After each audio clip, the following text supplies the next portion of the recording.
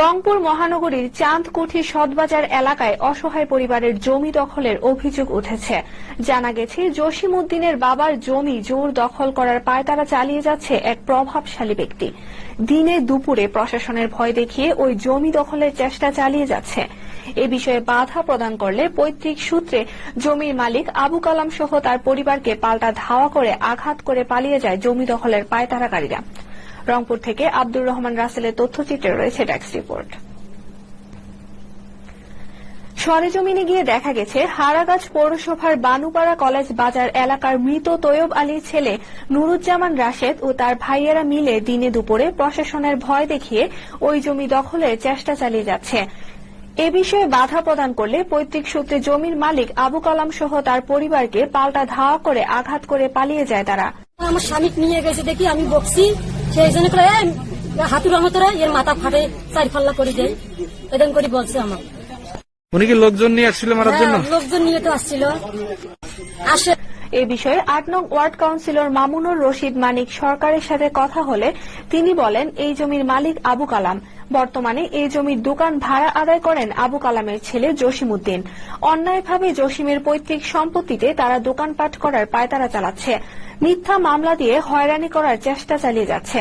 তারা জামিনে বাড়িতে এলে হঠাৎ করে প্রশাসনের ভয় দেখিয়ে দোকানের সামনে ওয়াল করে জমি দখলের পায়তারা চালাচ্ছে। সদবাজার ব্যবসায়ী সমিতির সভাপতি মমিন মিয়া তার সঙ্গে কথা হলে তিনি তার বক্তব্যে বলেন, এই এলাকায় আমি ছোটকাল থেকেই দেখে এসেছি এই জমির মালিক জসিম উদ্দিনের বাবা, কিন্তু নুরুজ্জামান রাশেদ তার দলবল নিয়ে ছোট ভাই সাহেব আলী সহ জোর করে জমি দখলের চেষ্টা চালিয়ে যাচ্ছে। কথা বলছি ট্রিপল লাইন পুলিশের সাথে, যেহেতু একটা মীমাংসার পর্যায়ে আমরা আসছি, কথা বলতেছি, কথা কিন্তু শেষ করিনি, কথা শেষে হলেই কোনো সিদ্ধান্ত হয় নাই, এর মধ্যে হুট করে মার্কেট তৈরি করা হচ্ছে। ভাড়াটিয়া ফারুক জানান, আমাদের দোকানপাট যারা করে দিয়েছে তাদেরকে আমরা 2017 সাল থেকে দোকান ভাড়ার টাকা আবুল কালামের ছেলে জসিম উদ্দিনের কাছে জমা প্রদান করি, কিন্তু দিন দুপুরে দোকান বন্ধ করে দিয়ে দোকানের মালামাল নষ্ট করার পায়তারা চালাচ্ছে তার একটি মহল। আমি দোকানে সরকার যেটা লাইসেন্স, আমি সে লাইসেন্স তো আমি করছি, আমার সবকিছু আমার 1.5 বছর যাবত এখানে ব্যবসা করি। আমার একটা অটো ছিল, অটোটা বিক্রি করে আমি এখানে টাকা ঢুকাইছি ব্যবসা করার জন্য। আমরা ছোট মোটো ব্যবসায়ী। হ্যাঁ, আমার শ্বশুর বাড়ি হলো অনেক দূরে, তো আমি ওখানে গেছি বেড়াইতে। আমাকে বলা নাই, কিছু নাই, হুট করে আমি আসি দেখতেছি আমার দোকানের সামনে পেরাছে। আবু কালামের ছেলে জসিম উদ্দিন তার বক্তব্যে বলেন, আমরা গরিব অসহায়, আমাদের থাকবার মতো কোনো জায়গা নেই। আমার বড় বাবা 7% জমি রাতের আধারে চুরি করে বিক্রয় করেছে, আমরা জানি না। আমার বাবার জমি এখানে আমরা ভোগ দখল করে অনেক বছর ধরে আসতেছি। আমরা নিজেরাই এখানে ঘর বাঁধছিলাম, ঘর বাঁধে ভাড়া দিছিলাম, তার রিসিপ্ট টিসিপ্ট সব আছে। কিছু ভূমিদস্যু আমাদের জমিতে আসি হাঙ্গামা করতেছে, আমি আইনের কাছে বিচার চাই।